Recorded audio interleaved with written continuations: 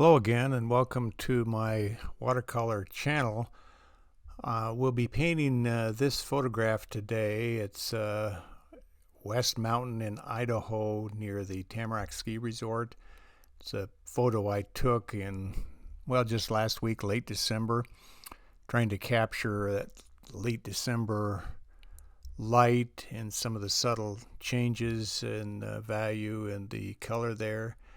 These are the primary blues I'm using for the cool colors: ultramarine blue and cobalt blue.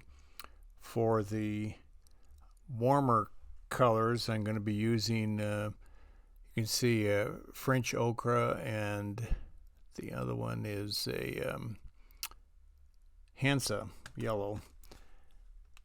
And then mixing those also with some reds, burnt sienna and cadmium red medium, Daniel Smith colors, all of these.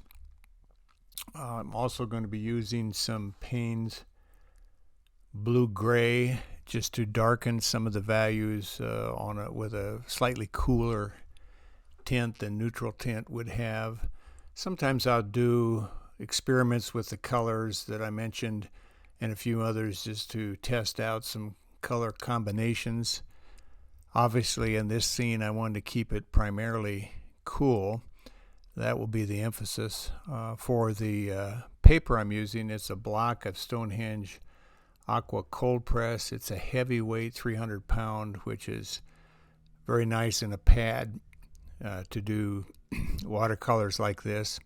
Holds up well with water and scratching and the other kind of abuse that I tend to give it when I'm trying to paint. So the first step for me, a lot of times I will do a value study. I didn't do one here.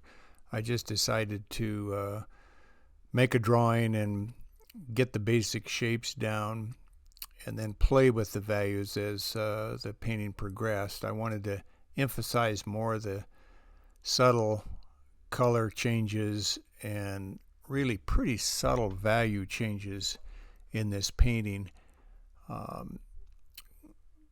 Probably a little darker in some areas that I would normally go, but for whatever reason I didn't do a value study and just thought we'd just go with the basic shapes, and hopefully the values will work out. This particular paper I can lift, especially colors that are not staining colors, and so if I go a little bit dark, as you'll see later on in the demonstration, I can lift some of those out just to get a little bit of variation on the values.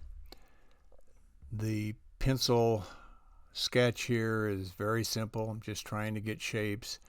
I wanted to have the shadows coming in over the snow and then have an emphasis on the warm light coming over the mountain. This was actually a sunset in late December right behind the mountain, so I'm getting some very subtle light there. The photograph obviously is not very good. I was taking it right into the light, but because of that I thought it had some interesting effects that I wanted to try to capture in the painting itself. So I'm starting this off with just spray. I sprayed a little bit of water on it to keep it a little bit moist at the beginning. And the first wash here, I'm just laying down some of that yellow, primarily a watered down Hansa yellow. Deep is that color, but very thin, watery consistency at this point. Trying to preserve that warm area because the rest of the painting will be surrounded in hues that are not warm, more of a cooler shade in almost all of the rest of the painting. I'll speed this painting up a little bit as we progress through it so it won't last quite as long, but this is just getting a feel for that first wash and mainly trying to get the underpainting down. Even though it is a snow scene and there's some patches of snow in the foreground and on the mountain in the background, I decided not to leave any of the paper white, and you'll see later on as the first wash dries that it will be quite lighter and the snow will come through because of the contrast with the rest of the colors that I'm putting down. And some of the lifting, especially on the mountain, I can do later on to bring out the suggestion of snow. So right now I'm just trying to get the blues and the cool colors in and preserve some of that warm that will come through towards the end of the painting. Only using about 2 colors. I think the blues are somewhat of a mixture of cobalt and maybe a little bit of ultramarine, but not much. Could be a little bit of lavender in there in some places, but really just a very cool mixture of those blues. You can see the paper is quite wet, so I'm getting some nice effects, just letting it naturally flow down on the page. As you can see, the paper is tilted maybe 20-30 degrees, so that certainly helps with the control of the pigment in the water, which always is important in watercolor, to have some consistency with everything moving down. I prefer that certainly over just trying to paint when the paper is flat. Sometimes I'll pick it up and actually move it around. I didn't do that on this watercolor, but that does help if you want to get some flow left to right instead of just downwards. Trying to take some of the excess water off the bottom of it, and I think pretty soon here we're just going to let this first wash dry, and you can see immediately how much lighter, how much lighter the paint is now, the painting is now that it's dried. And so this part will be establishing the mid values better.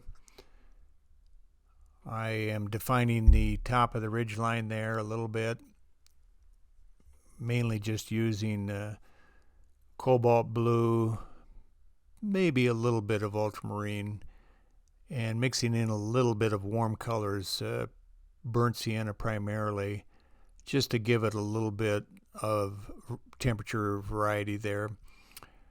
Want to stay with it mainly being cool, but it always helps to have some contrast in there. The flat brush that I use mainly just to soften some of the edges and blend some of the colors together is helpful in making that soft transition between the yellow and the blue as the sun comes over the mountain. It also helps with some of the edges on the snow that I'm doing now, bringing some of the color down into what will be shadows, but still leaving a little bit of the yellow on the paper to have that effect of the sunlight on the snow. It does need some warm colors just to give it some contrast and interest, so I'm putting those in, and while the paper is wet, they blend together nicely and create some effects that I think are unique to watercolor. Sometimes you just have to let that go and not mess with it too much. It's always hard to do that, but the fewer brush strokes the better sometimes, when you, especially when it's wet and you're having colors mixed together.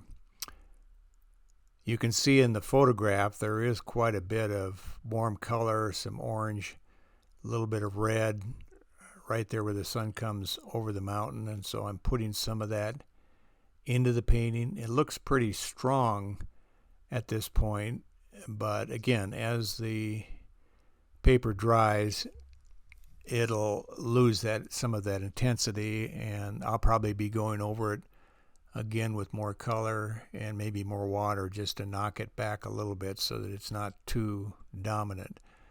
But I think that contrast between the warm and the cool values is what gives this painting more interest, and that's what attracted me kind of to paint this in the first place. Flat brush is just blending colors, keeping some of the bottom of it wet and moving. The darker values now are put in to establish that tree line. Same thing here. I'm mixing some warm and cool colors together. It's mainly ultramarine blue and maybe a little bit of that Payne's blue-gray mixed in, but I've got some burnt sienna and maybe just a little bit of the Hansa in places to suggest some green tones in those trees. The edge of the flat brush helps in suggesting trees and creating a variety of different shapes to give more interest in some of that subject matter there. We have some hard edges that I think look pretty good on the snow. The photograph you can see really are very soft edges, and so I'll do some of that as well to give it some variety. But I think that contrast right now between the mid, the dark, and the light values is working reasonably well. Sometimes when you see that, it's better to just stop, but for me, I still needed more work on that, the suggestion of the sun coming over the mountain. What I'm doing now is lifting areas with just a wet brush and a tissue, which you can do when you're not using staining colors. The type of paper lends itself to that as well. So this is creating variety and also suggesting some of the snow that's on this Tamarack ski area. In this particular scene, you can't see the runs very well in the photograph, but they are there. So after I've lifted those areas, I go back in with some darker values to paint around them to bring them out a little bit more. And again, wet brush here, I'm just softening some edges, blending them together. If I find something that I think is pretty interesting, I will leave it alone. If I don't like it, I'll soften it or pull paint over it just to knock it back so it's not a dominant feature when that's not what I want to have. So painting is taking shape at this point. Again, I'm going back in with almost pure pigment here. Looks like that Payne's gray, blue, and ultramarine with some alizarin crimson mixed in to give it a touch of warmth. One thing I did at this stage is to create a lot of shapes that are basically the same size, and I typically do not like that.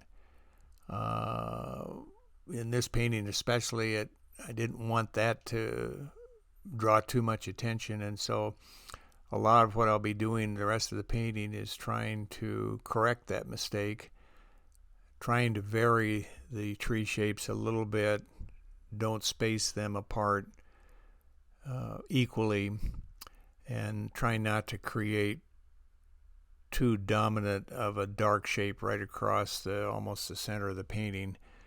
None of those things would be too good from a compositional standpoint, and so everything that's going on now is trying to minimize that potential problem. The palette knife I'm using is nice to just create branches and tree shapes and calligraphy-like marks on the painting to add a little bit of interest. Trying to just play with it to come up with something that feels right to me. The tissues again help pull off some of the pigment if I find an area I want to lighten and bring back. Giving a suggestion of light coming through from that sunset with the lifted areas. Going back in now with some warmer tree shapes. Those red colors will not be as dominant once it dries, but it's nice to have that kind of variety in the painting. pulling some of it into the foreground, which connects the foreground to the mid area. Got to be a little bit careful with that though, because it can really become too dominant. Right now it doesn't look too bad, but the darker shape to create some variety between the different trees, both in terms of color and size, is what I'm trying to do there.